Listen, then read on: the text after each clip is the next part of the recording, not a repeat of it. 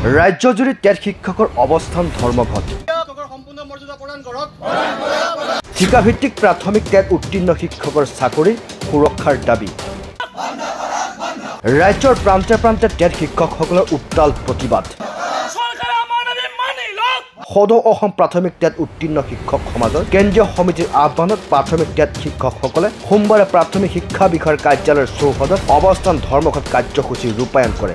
আজি সদৌ অসম প্ৰাথমিক টেট উত্তীৰ্ণ শিক্ষক সমাজৰ আমি উদ্যোগত ইয়াত নলবাৰী জিলাৰ বৰক্ষেত্ৰী খণ্ড সমিতিয়ে এক অৱস্থান ধৰ্মঘট কাৰ্যসূচী ইয়াত ৰূপায়ণ কৰিবলৈ ওলাইছোঁ। ইয়াৰ মূল কাৰণটো হৈছে শিক্ষকসকলে আজি বহু দিনৰ পৰা তেওঁলোকৰ চাকৰি নিয়মীয়াকৰণৰ হেৰিত দাবী জনাই আহিছে যে সৰ্বশিক্ষাৰ অধীনত যিসকল শিক্ষক আছে তেওঁলোকক বেতন সুৰক্ষা আৰু নিয়মীয়াকৰণ কৰিব লাগে। কিন্তু শেহতীয়াকৈ আমাৰ ৰাজ্য চৰকাৰে বা ৰাজ্য চৰকাৰৰ শিক্ষা বিভাগে এটা বিকল্প বাছনি ব্যৱস্থা প্ৰণয়ন কৰি সেই শিক্ষকসকলৰ যিটো ইমান দিনে কৰি অহা শিক্ষক চাকৰি জীৱনত আজি 11টা বছৰ ধৰি চাকৰি জীৱনত যিখিনি তেওঁলোকে ইনক্ৰিমেণ্ট লাভ কৰি আহিছে বা তেওঁলোকৰ কৰ্মৰ অভিজ্ঞতা যিখিনি আছে সেই সকলক তেওঁলোকে পদাঘাত কৰি এটা অন্যায় কৰিব বিচাৰিছে। আৰু তেওঁলোকৰ দৰমহাটো কি কৰিব, এই যদি বিকল্প ব্যৱস্থাটো বাছনি কৰা হয় তেতিয়াহ'লে কি কৰিব হ'ব, শিক্ষকসকলৰ দৰমহাটো কমি যাব। কমি গৈ তেওঁলোকৰ মোটামুটি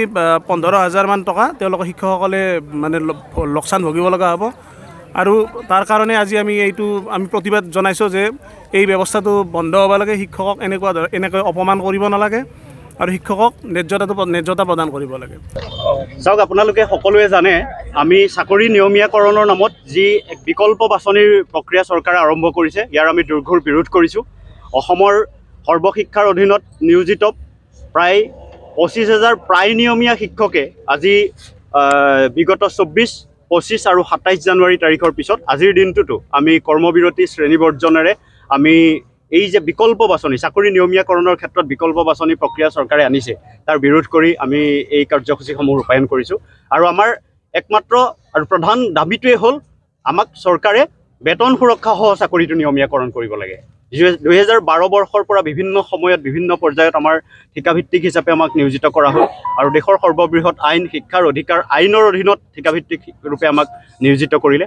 আৰু এই ঠিকাভিত্তিক হিচাপে নিয়োজিত কৰি ৰখাৰ আচলতে অন্তৰালত দুখটো কাৰ? নিশ্চিতভাৱে চৰকাৰখনৰ।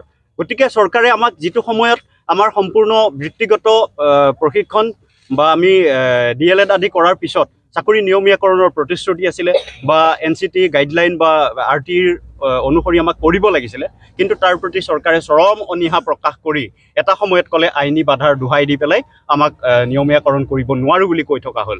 তাৰপিছত অতি সম্প্ৰতি আহি চৰকাৰখনে এনেকুৱা এটা কথা ল'লে যে নিয়মীয়াকৰণ আমি কৰিব পাৰিম, ইয়াতে কোনো আইনী বাধা নাই আৰু কেৱল আমি তেওঁলোকক পূৰ্বৰ সেই চাকৰিটোত বাহাল ৰাখিব নোৱাৰিম, সম্পূৰ্ণ নতুন নিযুক্তিৰে নিয়মীয়া কৰিব খুজিছে চৰকাৰে। আৰু তাৰ কাৰণে আমাক এটা বিকল্প বাছনি অপশ্যন এটা দি দিছে যে এই অপশ্যনটোত চহী কৰিলে তেওঁলোকে সম্পূৰ্ণ নতুন চাকৰি যাব লাগিব আৰু আহি থকা দিনবিলাকত তেওঁ সম্পূৰ্ণ নতুন নিয়োজিত শিক্ষক হিচাপে থাকিব। আৰু যাৰ ফলত তেওঁৰ বিগত 10, 12 বছৰ, 7 বছৰ, 8 বছৰ যিসকলে শিক্ষক হিচাপে আমি নিয়োজিত হৈ নিষ্ঠা আৰু সততাৰে একাগ্ৰতাৰে সৈতে আমি সেৱাত নিয়োজিত হৈ থাকিলোঁ, এইসকল শিক্ষকে ন্যায্যতা বিত্তীয় সা সুবিধাৰ কথা আছে আৰু আমাৰ জ্যেষ্ঠতা আমি হেৰুৱাম। আৰু সেই অন্যায়ৰ বিৰুদ্ধে আমি মাত মাতিছোঁ। চৰকাৰে বিভিন্ন ৰাজ্যই পাৰে, কেৱল অসম চৰকাৰে নোৱাৰে। যিখন এখন প্ৰগতিকামী চৰকাৰৰ নেতৃত্বত আৰু এগৰাকী ৰাষ্ট্ৰীয়ভাৱে প্ৰবল প্ৰতাপী মুখ্যমন্ত্ৰীৰ নেতৃত্বত চলি থকা চৰকাৰখনে বোলে নোৱাৰে। আমাক হতচকিত হৈছোঁ, আমি হতভম্ব হৈছোঁ যে চৰকাৰ ব্যৱস্থা এটাই, কল্যাণকামী ব্যৱস্থা এটাই কেতিয়াও নাগৰিকৰ বিপক্ষে গৈ কাম নকৰে। আৰু চৰকাৰ ব্যৱস্থাটোৱে প্ৰয়োজনত জনতাৰ হিতাৰ্থে আইন আনিব পাৰে, বিল আনিব পাৰে, বিধান প্ৰস্তুত কৰিব পাৰে। তাকে নকৰি চৰকাৰে কিন্তু এই 25,500 শিক্ষকক ঠিকাভিত্তিক কৰি ৰখাৰ কূট কৌশলহে ৰচনা কৰিছে। সেয়া একদম জল পট হৈ উঠিছে আৰু এই কথা বতৰাবিলাকৰ আমি প্ৰতিবাদ কৰিছোঁ। আজি পৰ্যন্ত মানে 29 তাৰিখ কাইলৈ পৰ্যন্ত তেওঁলোকে এই বিকল্প বাছনি প্ৰক্ৰিয়াটোৰ শেষ তাৰিখ হিচাপে নিৰ্ধাৰণ কৰি দিছে আৰু আমি এই শেষ তাৰিখ 30 জানুৱাৰী নালাগে আৰু 2 মাহ 6 মাহ পিছুৱাই দিয়ক। আমাৰ শিক্ষকসকলে যে ইয়াতে চহী নকৰে তাৰ কাৰণে আমি দৃঢ়তা আমি প্ৰকাশ কৰিছোঁ। আমি সাহসেৰে এই অন্যায়ৰ প্ৰতিবাদ কৰিম। আৰু এটা কথা ঠিক, আমি শিক্ষকে ছাত্ৰ ছাত্ৰীসকলক শ্ৰেণীকোঠাত অন্যায়ৰ বিৰুদ্ধে মাৰ বান্ধি থিয় দিবলৈ প্ৰতিবাদ কৰিবলৈ আমি পাম প্ৰাথমিক টেট শিক্ষকসকলৰ চাকৰি বেতন সুৰক্ষা সহ নিয়মীয়াকৰণ কৰা আৰু চৰকাৰে অপশ্যন নটিফিকেশ্যনৰ জৰিয়তে আদেশ দিয়া বিকল্প অপশ্যন নীতিৰ বাতিলৰ দাবীত শিক্ষকসকলে উত্তাল প্ৰতিবাদ সাব্যস্ত কৰে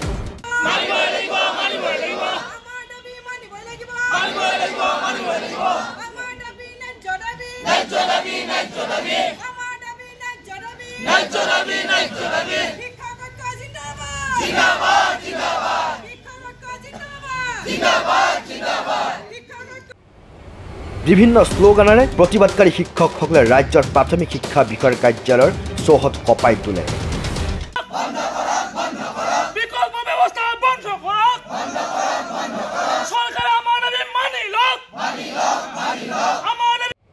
news desk my news any